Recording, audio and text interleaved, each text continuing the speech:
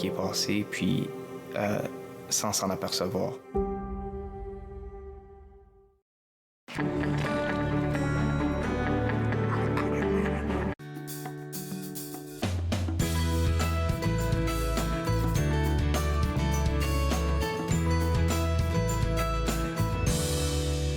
Bonjour et bienvenue à Entre nous, exclusivement sur les ondes de TV Rogers. Je suis Claude Andrea Bonny. Je me ferai un réel plaisir de passer la prochaine heure avec vous. Aujourd'hui, c'est vendredi. On va vous apporter de la bonne humeur aujourd'hui à l'émission parce que Linda Leclerc de l'École du Yoga du Rire sera des nôtres sur l'émission. Je vais aussi m'entretenir avec une représentante de l'Université Saint-Paul à propos d'un nouveau programme, un master en écologie et en justice sociale. Elle va me donner plus de détails à ce propos. Et tout de suite, pour commencer, j'ai la chance de recevoir le lauréat intervenant en éducation des prix Bernard Grommet. Il a reçu son prix le 10 mars précédent. J'ai avec moi Éric Barrette. Et puis, on va aller tout de suite avec le sentiment que, Éric, vous avez ressenti quand on a dit le prix revient à Éric Barrette. C'est sûr que c'est toujours un sentiment agréable, mais en même temps, on fait pas notre travail au quotidien pour recevoir des prix. L'objectif premier de notre travail, c'est de s'assurer que les élèves, moi dans mon cas, s'assurer que les élèves se sentent bien à l'école, s'épanouissent et dans le cas de l'animation culturelle, découvrent des référents culturels, découvrent des choses en francophonie, mais de savoir quand même que ce qu'on fait dans les écoles, les activités qu'on propose à l'ensemble des écoles du Conseil des écoles publiques de l'Est de l'Ontario ont une portée qui rayonne au-delà des murs de nos écoles. C'est toujours, on peut dire réconfortant, puis c'est un prix qu'on accueille évidemment avec beaucoup d'humilité, puis un prix du même fait que j'aimerais dédier à l'ensemble des gens aussi qui ont œuvré en éducation, parce que oui, notre équipe d'animation culturelle a fait quand même plusieurs grandes choses au courant des 2 dernières années pendant la pandémie, mais je pense que l'ensemble des gens qui ont œuvré en éducation ont également quand même trimé assez dur pour réussir à passer au travers de cette pandémie avec l'école virtuelle, avec les restrictions qui s'appliquaient à gauche et à droite. Donc, ça n'a pas été évident pour personne qui œuvre dans le milieu de l'éducation. Et puis, pour les gens qui œuvrent dans le milieu de l'éducation, moi il me semble, selon moi, tu me diras, je me permets de te tutoyer, désolé, tu me diras si je me trompe, mais je pense que ça prend de la créativité pour être en éducation.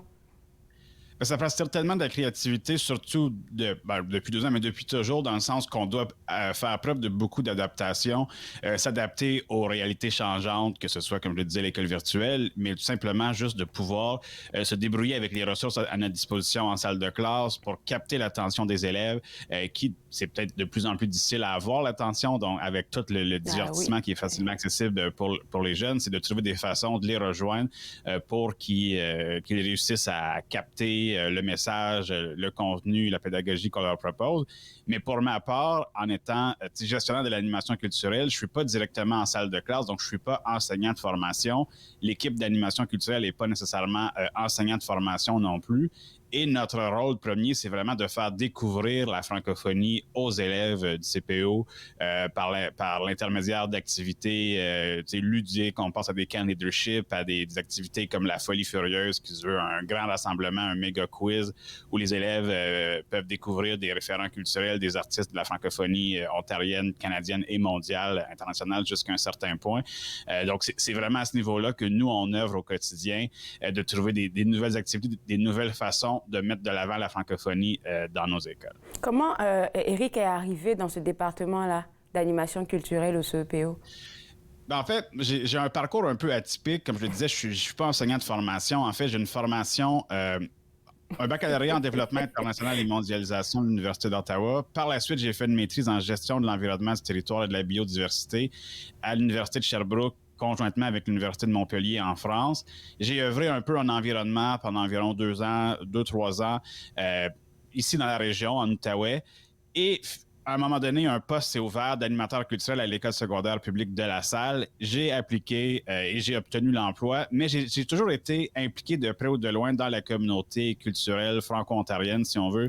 Je participais à des activités avec la FESFO à titre d'animateur. J'ai animé une émission de radio à CHUO pendant 4 ans qui se voulait vraiment un magazine culturel qui présentait les activités culturelles à Ottawa et à Gatineau. Et j'étais aussi gérant d'artistes. J'ai travaillé avec le groupe Pandaléon, un groupe qui est plus ou moins actif présentement présentement et d'autres artistes, c'est que j'étais quand même dans l'univers culturel franco-ontarien. Donc, le poste d'animateur culturel me parlait. Donc, j'ai appliqué, j'ai obtenu le poste. J'ai été 2 ans de la salle et depuis près de 4 ans, je suis gestionnaire de l'équipe d'animation culturelle. Donc, pas attiré spécifiquement à une école, mais je gère les 13 animateurs culturels qui, eux, se retrouvent dans nos 13 écoles secondaires. Il va nous rester 30 secondes, Éric, avant notre première pause. J'aimerais savoir, c'est quoi ton, je sais pas comment je vais le dire, ton mantra ou bien ton leitmotiv qui te donne toujours d'aller plus haut, plus fort? Bien, c'est assez difficile à définir dans le sens que c'est vraiment partons à la découverte de la francophonie. Évidemment, la francophonie, d'un point de vue culturel, c'est quelque chose qui ça date pas d'hier, mais de faire découvrir des référents culturels qui parlent aux jeunes. Donc, c'est un peu de mettre dans la peau de qu'est-ce qui intéresse un élève en 4e année ou qu'est-ce qui intéresse un élève en 12e année pour que pour qu'il puisse découvrir un artiste, un référent culturel au bout du. Je vais te garder avec moi, Éric. On va prendre une pause et on revient juste après. Vous regardez Entre nous exclusivement sur les ondes de TV Rogers.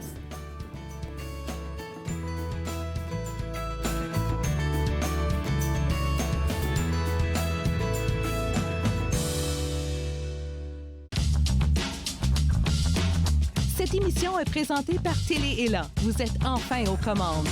Pour en savoir plus, visitez rogers.com.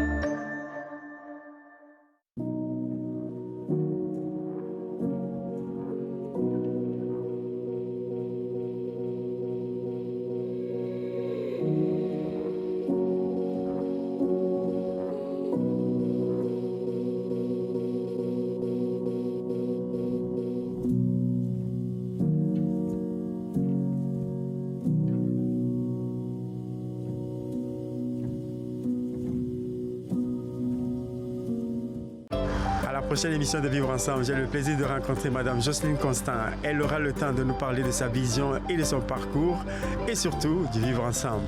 C'est un rendez-vous. Vivre Ensemble, lundi 19h sur TV Rogers.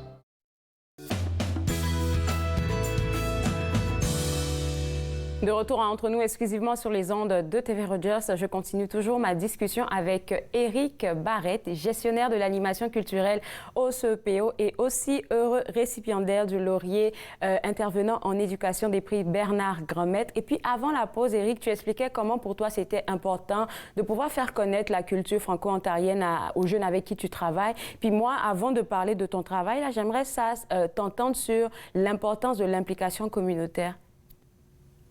Bien évidemment, pour avoir une communauté, que ce soit la communauté francophone, mais n'importe quelle communauté vivante et active, ça prend des gens qui s'impliquent à l'intérieur de cette communauté-là, que ce soit en participant comme bénévole à des activités en tant que partenaire de certains organismes ou en siégeant sur les conseils d'administration de ces organismes.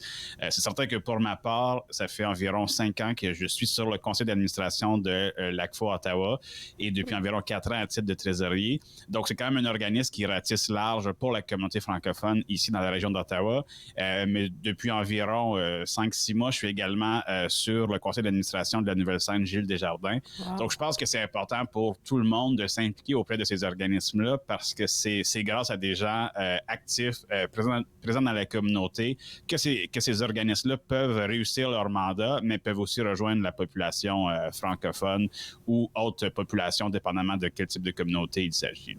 Quand on parle des jeunes, là, on sait qu'ils aiment beaucoup être restés dans leur bulle avec les médias sociaux, avec Internet et tout ce qu'on sait. Là. Donc, comment, en tant que gestionnaire de l'animation culturelle, tu arrives à donner, je vais dire, la piqûre de cette importance-là de l'implication communautaire à tes jeunes? Je pense que c'est de leur faire vivre des activités justement avec ces organismes partenaires-là. T'sais, on pense beaucoup à la FESFO, Fédération de la jeunesse franco-ontarienne, qui offre du contenu spécifique pour les jeunes du secondaire, mais c'est d'amener nos élèves à participer à ces activités-là, ou du moins à vivre des activités avec des organismes partenaires. On pense au MIFO à Orléans, à la Maison de la francophonie à l'Ouest, ailleurs sur le territoire, le Centre culturel Frontenac à Kingston, l'ACFO SDG à Cornwall. Donc, de vraiment faire des collaborations avec des organismes qui permettent ultimement aux élèves de vivre des expériences en français, parce que c'est pas toujours évident pour une famille de trouver où se trouvent les activités en français. Et nous, justement, notre rôle, c'est d'amener les familles et les élèves vers ces activités-là. Et puis, en faisant ça, là, si tu t'arrêtes pas là, parce que je vois que tu travailles sur un podcast historique, d'où est venue l'idée de faire ça? Ça s'appelle « Assis devant ». Oui, c'est bien ça. En fait, Assis devant, c'est un podcast historique, comme tu le dis si bien, qui recense des histoires qui prennent racine en Ontario, mais qui ont une portée au-delà des frontières de l'Ontario. Jusqu'à présent, il y a quatre épisodes qui sont déjà disponibles sur les diverses plateformes. On pense à Spotify, Google Podcasts, Apple Podcasts et YouTube. Bref, sur pas mal toutes les plateformes. Et ça s'intéresse à des histoires qui, selon moi, méritent à être connues. À date, les épisodes, on a l'Ordre de Jacques Cartier, qui était une société secrète qui travaillait pour faire avancer la cause des francophones. Il y a également Robert Campeau, qui est un milliardaire franco-ontarien qui a malheureusement tout perdu suite à une vie assez rocambolesque dans le milieu des affaires. Il y a également l'affaire Igor Gouzenko, qui était un fonctionnaire russe qui travaillait à l'ambassade russe, qui s'est sauvé avec des documents, et certaines personnes disent que ce serait peut-être le début, ce qui allait déclencher la guerre froide. Et il y a également la source thermique de Caledonia Springs, qui était un des hauts lieux de villégiature pendant près d'un siècle, situé dans l'Est ontarien, et aujourd'hui, il ne reste absolument rien de ça. Donc, quand j'ai décidé de commencer ce projet-là, c'était de faire connaître ces histoires-là en français, ce qui était pratiquement inaccessible nulle part sur les diverses plateformes. Donc, il n'y a pas beaucoup de contenu de podcasts historiques qui s'intéressent à des histoires hors Québec, en français, et qui ont une portée nationale. Et puis, ça me fait penser aussi, oui, des podcasts comme ça, j'en ai pas encore entendu parler, mais par contre, des ouvrages comme par exemple le Réseau du patrimoine franco-ontarien, ils ont fait quelque chose il y a quelques mois sur l'Ordre de Jacques Cartier, et puis je pense que ça avait été bien reçu. Donc ça demande beaucoup de recherche, beaucoup de travail pour pouvoir faire le contenu de ces podcasts-là. Oui, certainement. Ça demande de la recherche, évidemment. Je ne suis pas historien. Je suis un historien amateur dans le sens que je vais lire des choses, je vais recenser des choses. Certains trucs, c'est plus facile de trouver de l'information parce que ça a suffisamment été couvert en anglais. D'autres trucs, c'est beaucoup plus difficile. Donc, il faut vraiment aller chercher plus spécifiquement dans différentes ressources. Mais on approche aussi des gens de la communauté. Tu sais, je pense à Michel Prévost, que vous connaissez sans doute, qui est pratiquement l'archiviste en chef de la région. C'est un titre non officiel qu'on peut lui donner, mais lui, c'est un expert de Caledonia Springs. Donc, c'est certain que j'ai communiqué avec lui pour aller au fond de cette histoire-là. Il avait fait son mémoire de maîtrise sur le sujet aussi. Donc, j'ai lu son mémoire de maîtrise pour aller puiser de l'information à cet endroit-là. Donc, il faut quand même aussi s'outiller des gens qui nous entourent, qui ont aussi cette expertise-là sur le terrain, mais c'est beaucoup de recherche ultimement. Mais ça doit aussi piquer la curiosité de vos étudiants, de vos élèves, parce que je me dis, puisque vous êtes en animation culturelle au CEPO et que vous côtoyez des jeunes, je suppose que dans le podcast, l'approche est beaucoup plus fraîche, je vais dire ça comme ça, pour que ça puisse rejoindre ces jeunes-là.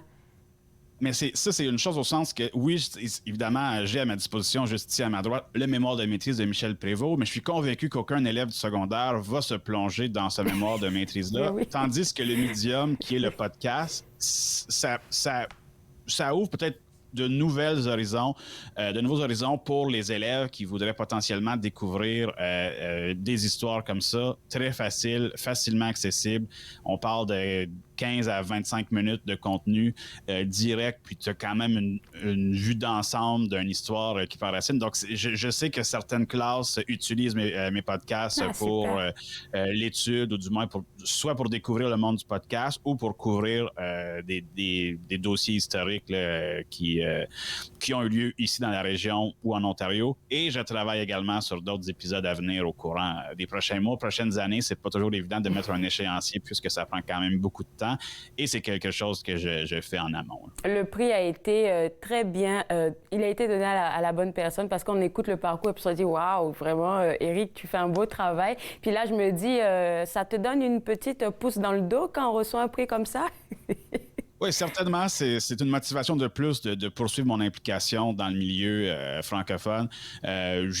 Juste après les prix, j'ai commencé à collaborer de façon plus régulière avec Unique FM pour faire des chroniques culturelles une fois par mois. Et je continue mes collaborations avec l'émission L'Effet Pogonat, diffusée sur Ici Musique. Donc, je représente la scène ontarienne aussi à cette émission-là. Donc, c'est l'occasion, encore une fois, de partager la culture franco-ontarienne, francophone en Ontario à plus de gens. Félicitations, Éric. Et puis, au plaisir de se reparler sur l'émission, peut-être sous un autre chapeau, pourquoi pas. Merci beaucoup. Bonne fin de journée. Alors, pour vous autres à la maison, pour avoir accès au département ou même savoir qu'est-ce que fait le département d'animation culturelle du CEPO, je vous inviterai à visiter leur site web au www.cepo.on.ca. On va prendre, nous, une pause et juste après, on va s'informer sur la maîtrise en justice sociale et écologique de l'Université Saint-Paul. Vous regardez Entre nous, exclusivement sur les ondes de TV Rogers.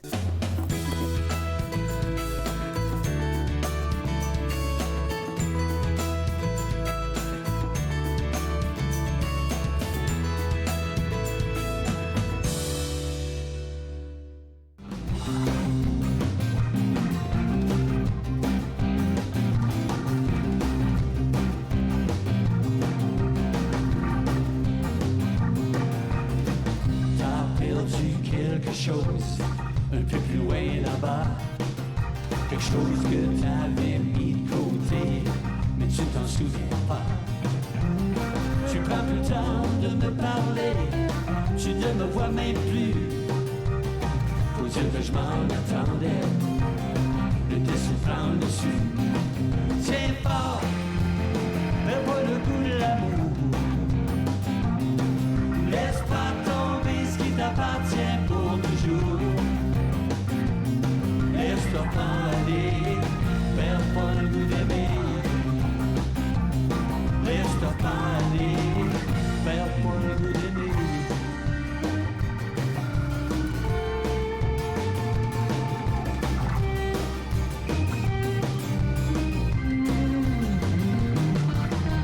Tu parles de tout, tu parles de rien, y'a personne qui te comprend. Les mots résonnent dans le fond de ton cœur, c'est moi qui le ressens. T'as plus de couleur dans tes yeux, tu vis en noir et blanc. Dans un autre monde, sur une autre planète, dans un autre temps.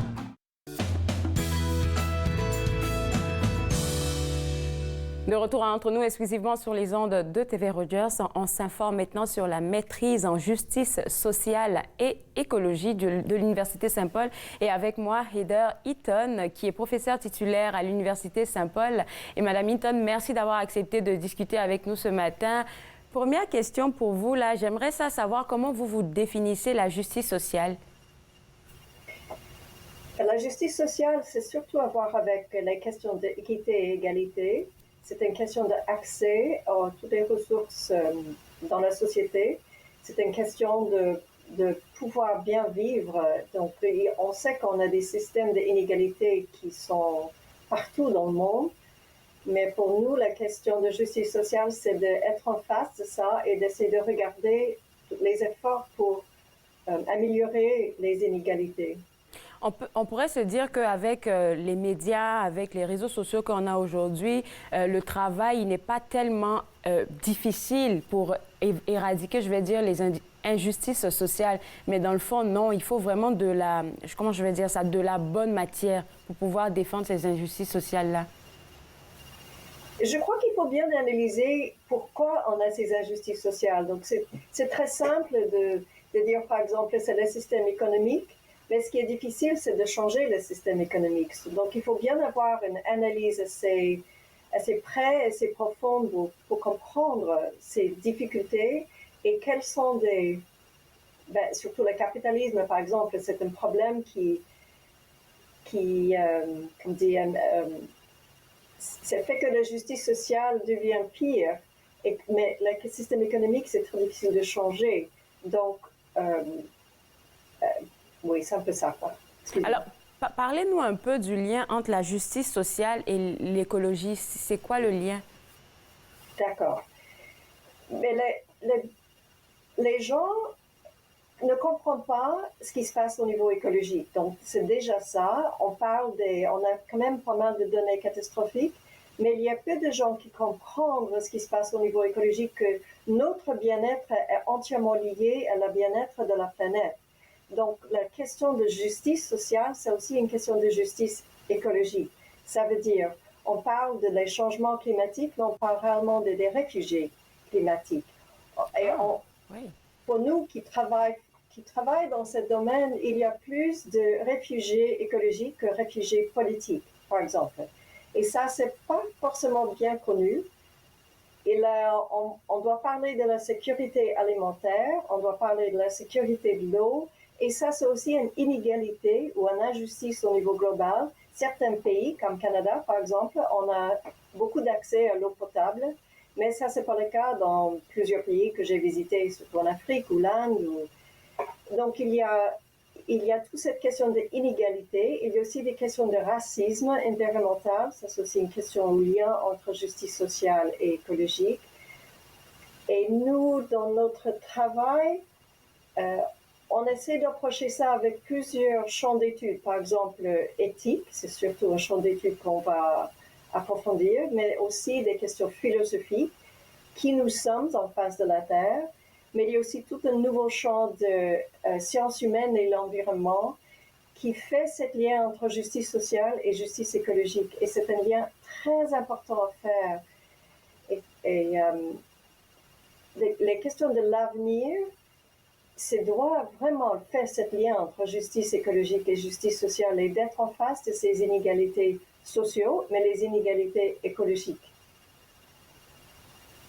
C'est tellement vrai, qu'est-ce que vous venez de dire là. Déjà, j'ai été choquée d'entendre dire que les réfugiés climatiques sont quelque part un peu plus nombreux que les réfugiés politiques. J'étais comme, OK, c'est pas quelque chose qu'on discute ou bien quelque chose qu'on verrait peut-être dans les médias. C'est plutôt les réfugiés politiques qui sont mis en avant. Oui, c'est vrai. Je crois ce qui est difficile dans les défis écologiques, c'est que d'abord, les gens ne comprennent pas que notre avenir est entièrement lié à l'avenir de santé de la Terre.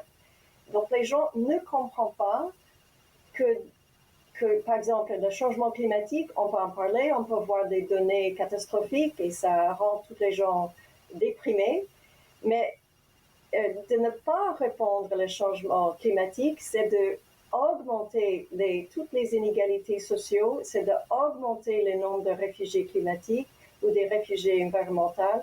Donc les gens pensent toujours que l'environnement est dehors, c'est pas nous, mais en fait on est entièrement lié à la santé de la Terre, on est entièrement lié à la santé de la planète. Et notre programme est en train de adresser d'abord que nous sommes liés à la Terre, que nous faisons partie, nous sommes enracinés de la Terre, ça c'est la réalité, et qu'on ne peut pas penser que ce qui se passe au niveau de la planète ne nous touche pas, parce que ça nous touche. On sait bien le Covid, c'est un très bon exemple d'un virus invisible qui a changé le monde globalement pour 2 ans. On espère que ça commence vers la fin, mais on est vraiment lié à ce qui se passe à la Terre, donc et que ça, c'est la première pas de notre programme, c'est de faire ça. Et le deuxième pas, c'est de comprendre ce qui se passe au niveau de la Terre, les extinctions des animaux, qui est une question d'injustice pour les animaux, pas forcément pour les humains, mais est-ce qu'on veut vivre sur une planète sans des grands animaux? À mon avis, ça serait très triste. Voici deux affaires que je retiens de ce que vous venez de mentionner. Là, déjà, quand on parle d'injustice sociale, là, j'ai l'impression que quand on vit dans un environnement, je vais dire ça comme ça, où est-ce qu'on a de l'opulence, on a accès facilement aux choses, on ne se rend pas compte que quelque part ailleurs, des gens souffrent par rapport à peut-être même avoir un peu d'eau, de l'eau potable même pour boire. Et je suppose que vous, avec vos voyages, là, ça a ouvert vos yeux sur le monde. Ah oui, ça fait plus de 20 ans que je travaille dans ce domaine, mais même des personnes autochtones au Canada, les personnes autochtones, souvent, on parle de l'eau potable. Donc, c'est pas nécessaire d'aller très loin pour voir ces problèmes d'injustice sociale, de ne pas avoir accès à l'alimentation sûre, de ne pas avoir accès à l'eau potable. C'est aussi au Canada, mais c'est vrai, c'est fort ailleurs aussi. Et puis peut-être aussi enseigner les gens, peut-être que vous préparez vos étudiants à enseigner les gens sur la surconsommation, parce qu'on lutte beaucoup dernièrement contre ça. On essaie d'enseigner sur des mouvements sociaux qui ont des possibilités de donner un avenir un peu plus viable. Donc on était toutes et tous inspirés par Greta Thunberg et tous les mouvements des étudiants qui étaient globaux, qui étaient un phénomène absolument extraordinaire. Et le média a beaucoup aidé de montrer que des étudiants au niveau mondial veulent des changements écologiques, veulent que les sociétés répondent. Donc il y a ça. Mais il y a aussi plein de mouvements globaux et locaux de diminuer nos consommtions, de regarder les questions de transport, qu'est-ce qu'on fait avec nos déchets, qu'est-ce qu'on va faire avec le carbone, qu'est-ce qu'on va faire de réduire toute la consommation, mais aussi de réduire nos impacts écologiques. C'est pas que dans les consommations, mais c'est aussi les questions de nourriture, les questions de l'eau, de ne pas gâcher tout ce qui est nécessaire pour que les gens et les animaux vivent, par exemple. Donc, on va parler même de changer carrément nos habitudes. Madame Eaton, je vais vous garder avec moi. On va prendre une pause et juste après la pause, on va s'informer en profondeur sur cette maîtrise en justice sociale et écologie de l'Université Saint-Paul. Vous regardez Entre nous exclusivement sur les ondes de TV Rogers.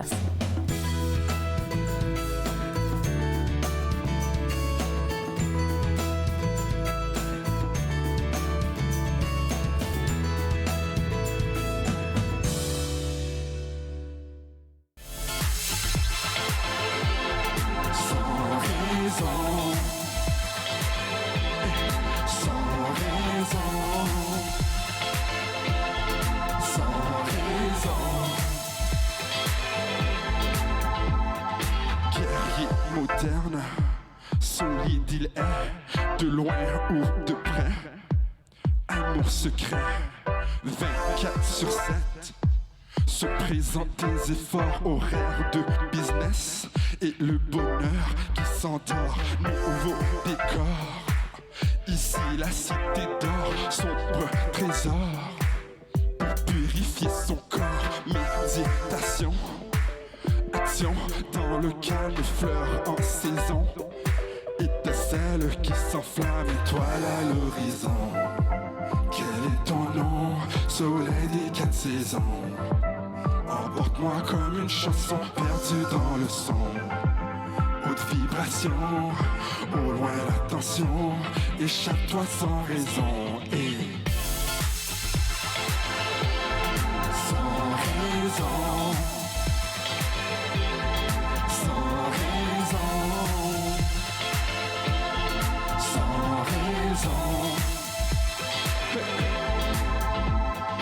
La joie de vivre sans être ivre, partir d'un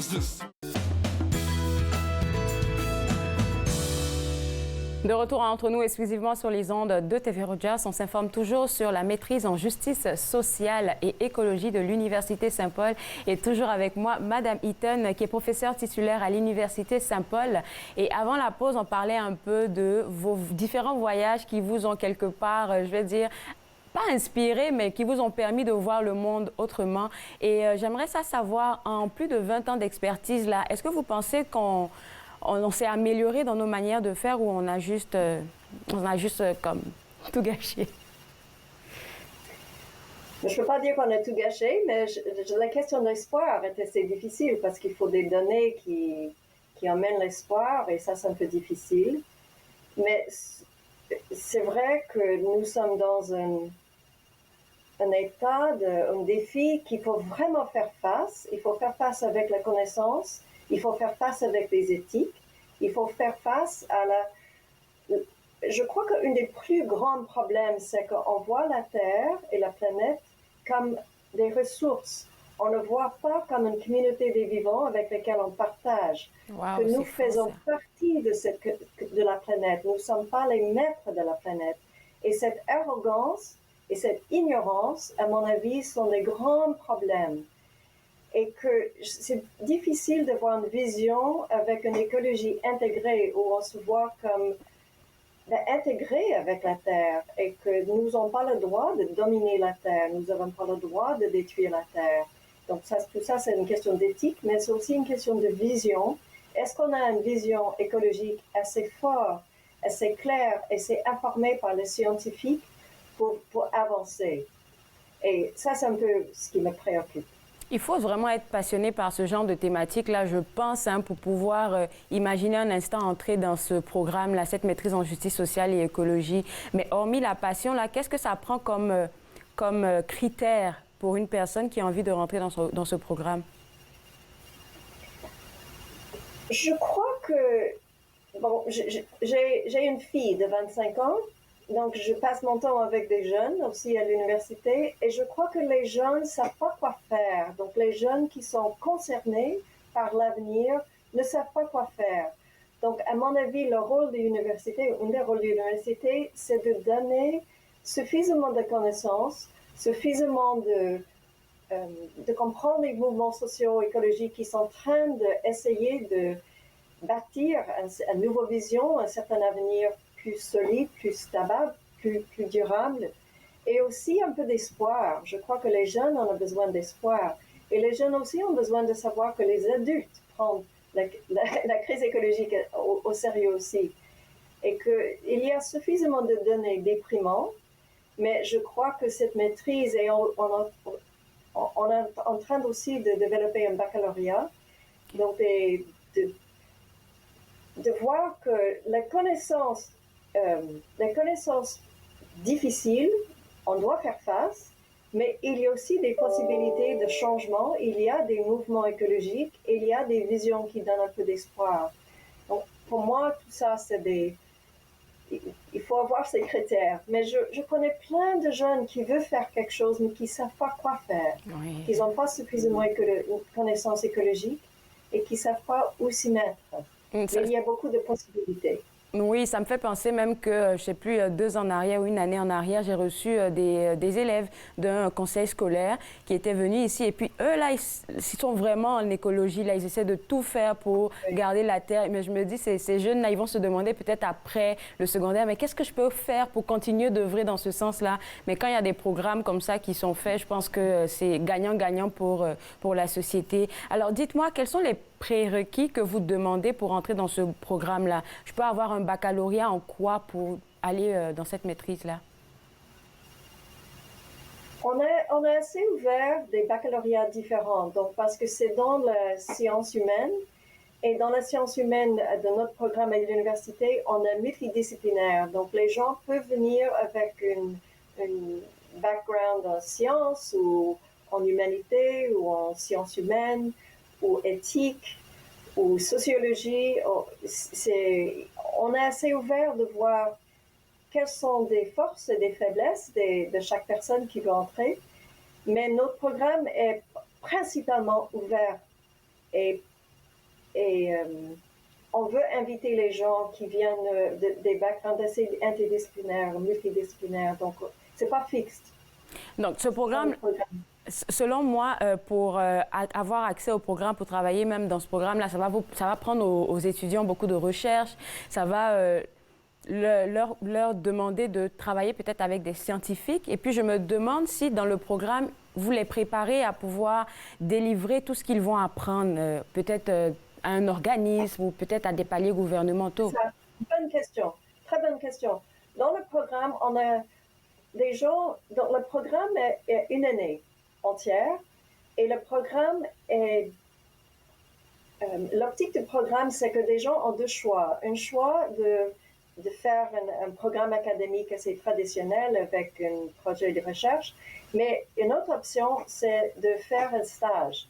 De faire un stage dans un mouvement social, un mouvement écologique, un ONG, de faire un stage pour pouvoir travailler avec les gens qui travaillent sur la Terre. Donc, le programme est pour aider les personnes à devenir des citoyens très engagés aux problématiques de socio-écologie. Donc, ça, c'est l'optique du programme. Donc, les gens peuvent continuer avec un doctorat après, mais ça, c'est pas forcément notre intérêt principal. Notre intérêt principal, c'est d'avoir des citoyens engagés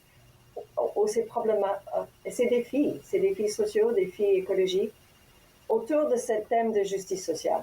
Alors, j'ai cru entendre que cette maîtrise est en cours de préparation. À quel moment est-ce qu'elle sera accessible? C'est ça. Mais en fait, la maîtrise est déjà prête. La maîtrise est au niveau du ministère. On attend que le ministère signe le document pour qu'on puisse commencer le programme. Donc, ça fait 2 ans qu'on attend ça parce que depuis le Covid, tout est ralenti. Donc, on attend. Dès qu'on a la permission, on commence. Mais le programme est déjà prêt. Alors, donc, les gens peuvent commencer déjà à demander pour des inscriptions? Je crois pas. Je crois pas parce qu'on attend la permission du ministère de l'Éducation et je peux pas dire pourquoi c'est tellement ralenti. Donc, c'est Covid. Écoutez, c'est un peu frustrant de notre côté parce que c'est prêt, on est prêt. Je vais inviter les gens à visiter le site web pour avoir plus d'informations en temps réel sur tout ça. Merci beaucoup, Madame Eaton. Bonne journée. Merci beaucoup à vous. Vous aussi. Alors, pour vous autres à la maison, www.ustpol.ca, c'est le site web de l'Université Saint-Paul si vous êtes intéressé par la maîtrise en justice sociale et écologie. On va prendre une pause et juste après la pause, on parle avec Linda Leclerc de l'École du yoga du rire et vous savez que quand elle est là, on a de la bonne humeur.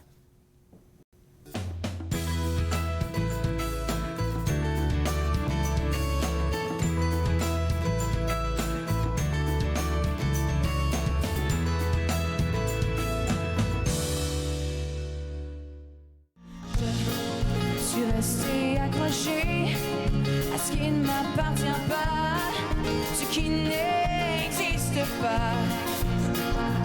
J'ai fini par m'habituer à me faire du mal et trouver ça normal. Et trouver ça normal.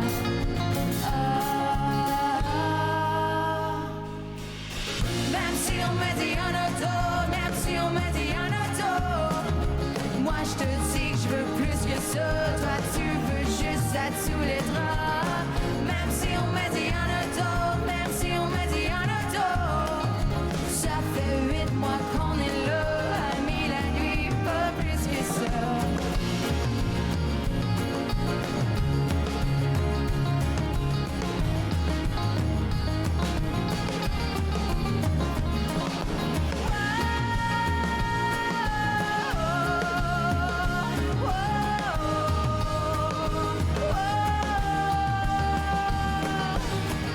Amis la nuit, pas plus que ça. Même si on me dit un auto, même si on me dit un auto, moi je te dis que je veux plus que ça, toi tu veux juste être sous les draps.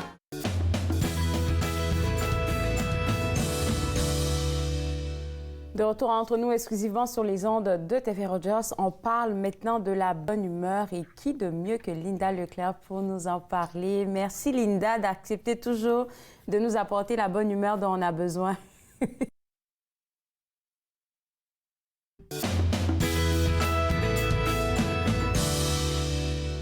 De retour entre nous exclusivement sur les ondes de TV Rogers. Maintenant de la bonne humeur et qui de mieux que Linda Leclerc pour nous en parler. Merci Linda d'accepter toujours de nous apporter la bonne humeur dont on a besoin. Ça me fait plaisir. En même temps que je vous l'apporte, je me l'apporte à moi aussi. C'est ça, hein? C'est le genre de choses qu'on peut effectivement partager. C'est ça. Et quand on donne, on dit toujours qu'on reçoit. Aujourd'hui, tu nous dis que l'action entraîne l'émotion. Est-ce que tu peux nous expliquer ça, s'il te plaît? Écoute, quand je parle du yoga du rire, de ce qui se passe, de la méthode comme telle, je le dis habituellement toujours, ce qu'on fait, ce sont des exercices qui vont faire rire notre corps, mais parce qu'on fait l'action, ça va avoir un impact sur notre émotion, donc ça va avoir un impact sur la manière dont on se sent. Et c'est pour ça que parfois, tu sais, les gens, il y en a qui me disent « Ouais, mais moi, me forcer à rire, je trouve ça très difficile et puis ça va pas. » Puis en fin de semaine dernière, je me suis aperçue à un moment donné, je m'en allais en voiture puis j'étais préoccupée par quelque chose. Et j'avais la figure vraiment très, très sérieuse, à la limite de préoccupée. Et tout à coup, je me suis juste dit, ouf, là, je pense que mon énergie est en train de faire une spirale un peu vers le bas. Et ce que je me suis mise à faire tout de suite, c'est à sourire. Mais vraiment, au départ, je me suis forcée à sourire très, très largement. Parce que l'action qu'on fait dans notre corps, ça a un impact sur notre état d'esprit. Si je te dis, Claude Andrea, toi, quand t'es en onde avec les gens, bon, c'est sûr que t'es attentive, t'es quand même assez sérieuse, mais quand moi, je vais en studio pour aller faire ma chronique, si tu étais en face de moi puis que tu avais l'air très, très sérieux, à la limite d'avoir l'air bête un peu, tu vois, là, moi, je te regarde puis je vois qu'il y a un sourire dans tes yeux, il y a un petit sourire sur ton visage. Puis je suggère aux gens qui nous regardent en ce moment, faites juste la physionomie de « ben ça va pas trop bien aujourd'hui » ou « je suis très sérieuse ». OK. Comme boude. Ouais. Et là, souriez maintenant. On a dit souris, moi je suis partie à rire. Je te dis, quand t'es là, t'apportes juste la bonne humeur. Mais ça, c'est bien, ça c'est bien. Je suis certaine qu'il y a beaucoup de gens qui sont jaloux de moi parce que apporter la bonne humeur juste parce que tu es là, c'est quelque chose. Mais tu vois, là, juste, on l'a ressenti tout de suite quand on met un sourire sur notre visage, il y a quelque chose qui s'allège dans notre état d'esprit. Oui. La situation, elle n'a pas changé, mais on a choisi d'avoir une physionomie qui est différente. Et ce faisant, ça a un impact sur comment on se sent ici aussi. Oui. Et là, c'est pour ça que je voulais qu'on parle de l'action qui entraîne l'émotion. Parce que pour les gens qui trouvent ça très difficile de rire de manière intentionnelle, commencez donc par sourire. Juste sourire. Mais un vrai sourire là, qui va peut-être être un peu large au départ et qui reste. Et à un moment donné, crampé de rire déjà. Et en le faisant comme ça, à un moment donné, vous allez sentir vos épaules qui vont se relâcher. Vous allez sentir qu'il y a quelque chose qui va changer. C'est presque comme si on tourne une page dans notre esprit. Plutôt que de penser, je vais être en retard, puis mon Dieu, qu'il y a de la circulation, puis c'est pas drôle ce qui se passe, puis je suis contrariée de ça, puis je vais être... Bon, plutôt que ça, c'est comme si notre cerveau va entendre c'est pas champion aujourd'hui, là, mais elle est en train de sourire. Donc, on va relaxer un peu. On va voir les autres choses. Ça a un impact extrêmement, extrêmement puissant. Écoute, je suis très d'accord avec toi. Et puis, on va faire des exercices tantôt après la pause. Et j'ai un témoignage pour toi. Tu te rappelles, à notre dernière chronique, tu avais fait l'exercice, tu sais, du stylo, où est-ce qu'on pouvait faire un bonhomme. Oui. J'étais stressée je devais animer un événement. J'étais assez stressée. Je l'ai fait et je te promets que j'ai été en bonne humeur comme tout le long. Et j'ai fait faire ça aux gens qui me regardaient. Ils étaient crampés. Et puis j'ai vu que ça fonctionne. C'est ça. Ça fonctionne. J'ai oublié de le faire ce matin. Ça fonctionne de fou. C'est comme, il y a quelqu'un qui rit avec moi. Il y a quelqu'un qui me sourit. Donc quand je suis pas toute seule à sourire... Donc, ça peut être ça. Si vous êtes un peu comme crispé, anxieux, faites juste le bonhomme comme Linda nous le montre là. Et puis, je pense que ça devrait aller. Yeux, un sourire, ça fonctionne très, très, très bien.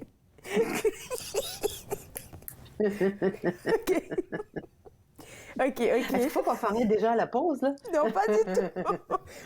On veut parler de comment notre cerveau fonctionne quand on est stressé. Parce que tu as envoyé une belle image. Justement, oui, parce que j'ai trouvé cette image-là assez récemment et puis je me suis dit, mais c'est exactement ce qui se passe dans notre cerveau. Tu vois, quand on est stressé, les réactions, les circuits dans notre cerveau fonctionnent pas de la même façon. Puis tu vois, comme il y a des gros points rouges ici et là, ça, c'est les signaux qu'on envoie. Donc, ça va faire en sorte que dans notre cerveau, quand je suis stressée ou que je suis préoccupée ou que ça va pas bien, les circuits fonctionnent pas de la même manière. Puis tu as vu comment c'est une concentration qui est plus vers le centre le centre du cerveau.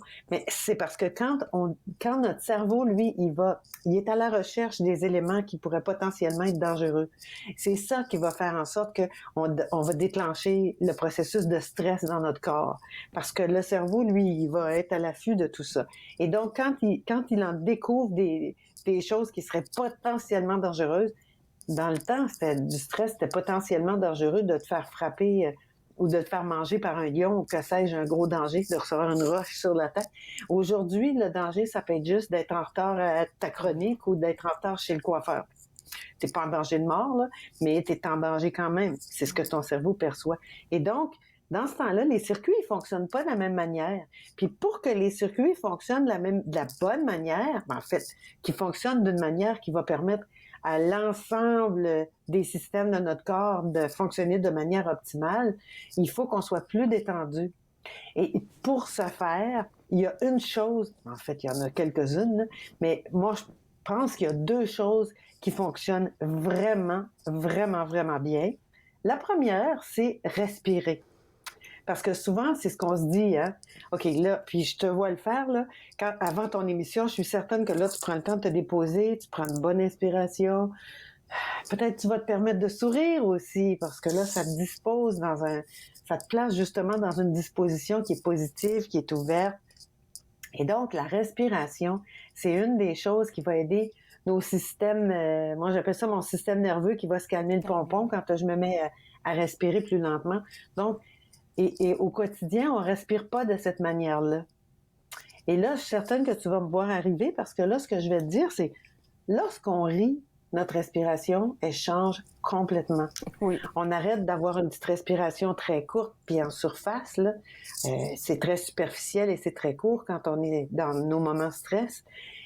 Et on va avoir une grande inspiration, ce qui va éliminer l'oxygène qui est... il y a de l'air vicié dans nos poumons, dans des espaces où on fait pas souvent faire le vide. En rien, on va le faire. Là, je nous propose de faire un exercice. C'est un exercice de respiration combo rire. Écoute, on va le faire après la pause. Je pense que c'est bien mieux comme ça. On va garder les gens avec nous. On se voit juste après. Vous regardez Entre nous, exclusivement sur les ondes de TV Rogers.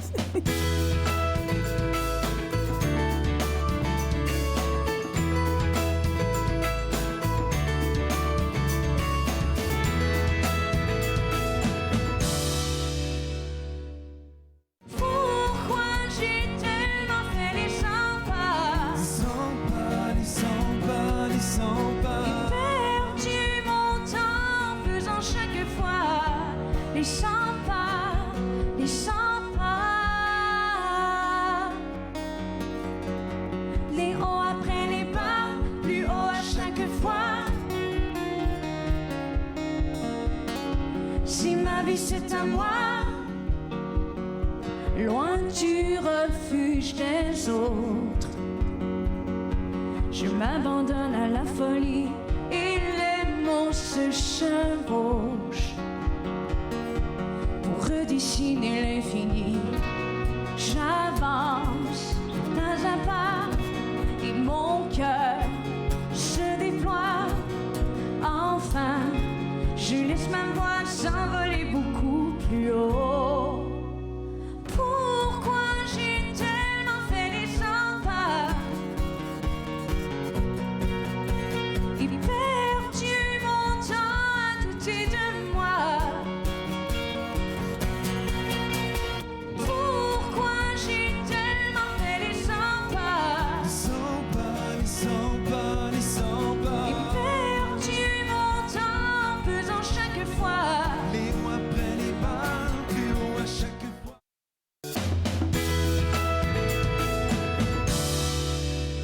De retour à Entre nous, exclusivement sur les ondes de TV Rogers. On vous partage toujours de la bonne humeur parce que qui est là? Linda Leclerc de l'École du yoga du rire. Et avant la pause, je voulais vous faire un exercice. Je pense que c'est un exercice qui a rapport avec la respiration.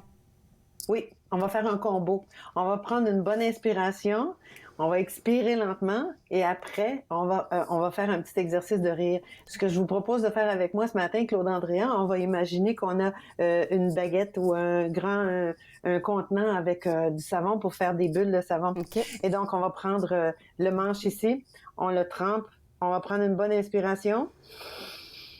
Souffle pour faire des bulles. OK. Encore, encore.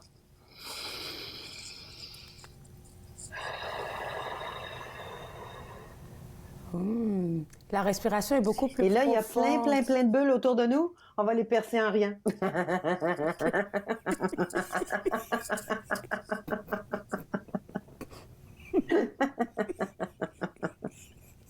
Combinaison. On a respiré, on a joué un peu, on a ri. Mais il faudrait que, comme tu l'as dit là tout à l'heure, la respiration, elle est réelle parce qu'elle est vraiment profonde. Tu vas chercher au fond de toi. Ah oui, oui, tout à fait. Tout à fait. Et là, ce qu'on vient de faire, c'est justement, en expirant, on prend notre temps pour bien expirer, pour souffler le plus de bulles possible. Oui. En faisant ça, ce qu'on se trouve à faire, c'est on élimine l'air qui est vicié là, en dessous de nos clavicules, dans le bas des poumons. Donc, et quand on inspire, on entre du nouvel oxygène dans notre corps, dans notre cerveau. Ça aide, ça fait du bien. Puis en inspirant et en expirant plus lentement, ce qu'on se trouve à faire, c'est on se trouve à ralentir notre système nerveux. On se trouve à calmer les choses et là, ça va permettre justement d'éliminer un peu du signal là, dans notre cerveau, là, comme les systèmes d'alarme pour se calmer un petit peu. Okay. Ça aide beaucoup, beaucoup. Un autre encore dans ma boîte à outils. Merci, Linda. Et là, j'avais pensé à... excuse-moi, je t'ai interrompu. Vas-y, Claude-André. C'est la soie mentale, c'est de ça que tu voulais parler? Bon, parce qu'on a parlé de cerveau aujourd'hui, ben j'ai choisi des exercices qui allaient probablement être un petit peu en lien avec changer notre état d'esprit, changer notre énergie. Et celui-là, la soie mentale, je l'apprécie particulièrement ces jours-ci parce qu'hier, je suis allée faire un nettoyage dedans et ils finissent toujours par la soie dentaire. Et l'hygiéniste, ce qu'elle me faisait remarquer, c'est la soie dentaire, on la passe pour éliminer ce qui est peut-être resté coincé entre nos dents. Donc moi, quand je donne des conférences, je dis aux gens, ben la soie dentaire, on passe ça entre nos dents pour éliminer les morceaux d'aliments pour pas faire des caries. La soie mentale, ce qu'on va faire, c'est qu'on va essayer d'éliminer les idées pour pas qu'elles deviennent des soucis. Donc, le fil entre nos doigts, mais on va le passer entre nos oreilles parce que c'est la soie mentale. En fait, tu peux le passer n'importe où autour de ta tête. T'es prête?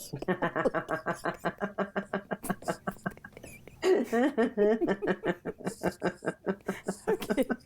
Je vais même la divertir là, comme tu sens. Dans ce sens-là. Oui, comme... J'ai oublié de dire aux gens, hein, même si vous faites semblant de rire là en commençant, même si vous faites juste l'exercice, la mécanique physique de rire, notre corps, il fait pas la différence. Donc, on a les bienfaits sur notre respiration, sur notre tension artérielle, sur notre digestion. Ça contribue à notre mieux-être en général, même si on fait comme si c'était drôle.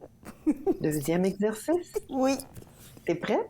Oui. Bon, étant donné qu'on a des moments où, et ça, peu importe, c'est notre cerveau souvent qui va faire qu'il y a des choses qu'on trouve drôles, il y a des choses qu'on trouve pas drôles. Tu te lèves un matin, t'es pas en forme, t'as plus le goût de pleurer. Donc, j'ai pensé qu'on pourrait faire le rire des pleurs, parce qu'il y a longtemps qu'on l'a fait, celui-là. Le rire des pleurs, ce qu'on fait, c'est qu'on va descendre ou on va se pencher en pleurant et on va se relever en riant. Ce faisant, ça va permettre justement à notre cerveau de réaliser que la situation, elle va pas changer. Moi, j'ai un contrôle sur ma réaction. Donc, si je réagis autrement, peut-être que ça va devenir un petit peu moins pénible de passer au travers ce qui se passe. Donc, t'es prête? Oui. On descend en pleurant, on remonte en riant.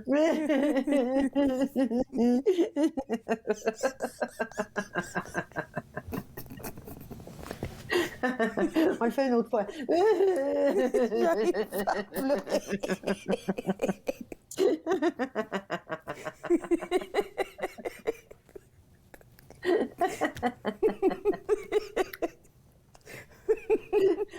Parfait.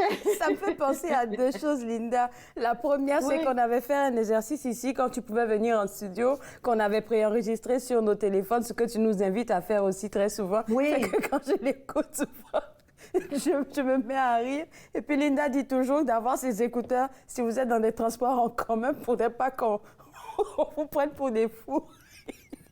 Mais exactement. Non, mais tu sais quoi, en fait, la semaine dernière, je me suis permis quelques journées de congé et j'étais dans un café dans le Vieux-Montréal. Je crois que c'était vendredi matin, je suis pas certaine, ou jeudi, là, un des 2 matins. Et il faisait froid, il pleuvait, j'avais des choses à faire et puis j'étais pas particulièrement de bonne humeur. J'étais pas non plus fâchée, là, mais j'étais juste la température est pas belle, je suis encore sous la pluie, pas moyen de prendre des journées de congé qui fait beau. Bref, cette journée-là, je me suis dit, tiens, je vais faire l'exercice de rire avec mon téléphone, mes écouteurs, et j'ai enregistré 2 vidéos, une en français, une en anglais. C'est maintenant sur la chaîne YouTube de l'École du yoga du rire. Ça fonctionne. Donc, c'est très possible de rire en public. Il y a personne qui va dire quoi que ce soit. Avec Claude Andrea, j'avais écrit sur ma liste que j'allais te faire une surprise aujourd'hui. Oui, il nous reste quelque chose comme 45 secondes, je pense, pour le faire. Mais c'est ça, mais j'ai oublié ce que c'était. Donc, étant donné que vendredi, c'est le 1er avril et que le 1er avril, habituellement, on joue des tours, on va faire le rire du poisson d'avril. Donc, on lance notre canalo et là, on ramasse le poisson.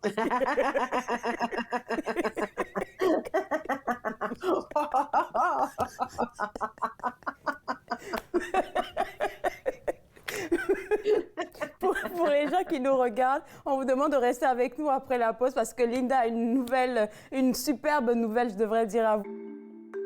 Mettons que ma jeunesse n'était pas sans drogue. Je dis quoi, mon ado? J'aimerais qu'il vive sa jeunesse sans avoir peur de me parler de drogue. C'est possible? Choisir de vivre sa jeunesse sans aucune drogue, est-ce que c'est utopique? Des questions au sujet des jeunes et de la drogue. Jeunesse sans drogue, Canada. C'est un verre orangé, un toit rouillé, plus orangé. Bon. Le peintre des 4 saisons, mercredi 19h30 sur TV Rogers.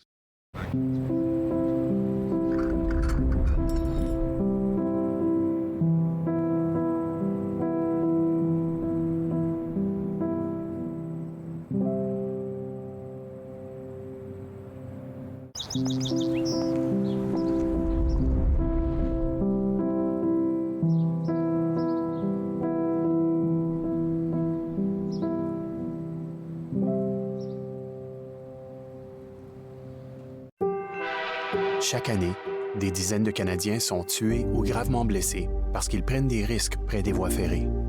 Parlez de la sécurité ferroviaire à vos proches. Visitez le finilesvoiestragiques.ca.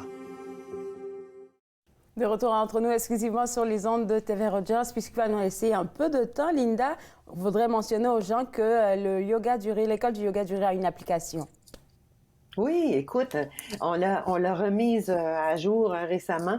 Donc, on a la plateforme, c'est sur Apple ou pour les téléphones iOS qu'on appelle, soit pour les iPhones ou pour les Android. Donc, et ça fonctionne sur les tablettes aussi. C'est une application où on retrouve une quarantaine d'exercices de yoga du rire. Je suis pas toute seule. J'explique ce qu'on fait. On rit ensemble et puis on prend le temps de prendre des respirations.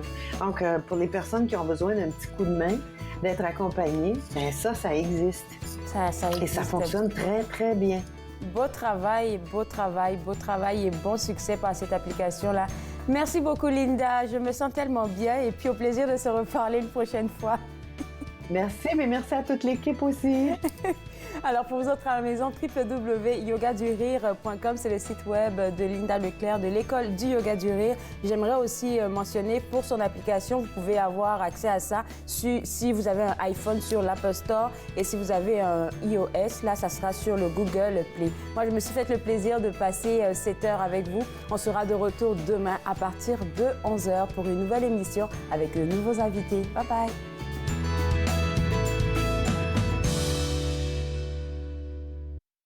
Faites-nous part de vos commentaires en composant le 613-521-2323 par courriel sur Facebook et Twitter.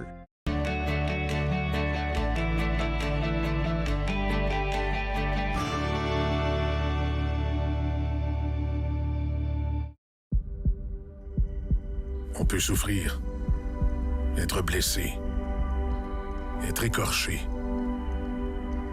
ralenti, désemparé, même paralysé. Mais rien ne peut nous abattre, car nous sommes bâtis sur des fondations solides, inébranlables comme notre mission. Combattons. Combattons ensemble. À notre prochaine émission Promenade dans le temps, je vous invite à découvrir le magnifique moulin de Wakefield en Outaouais, ainsi que son environnement, sa chute, la maison et le cimetière McLaren, ainsi que nos ponts couverts qui sont les derniers toits de nos rivières. C'est une émission à ne pas manquer. Promenade dans le temps, mardi 19h30 sur TV Rogers.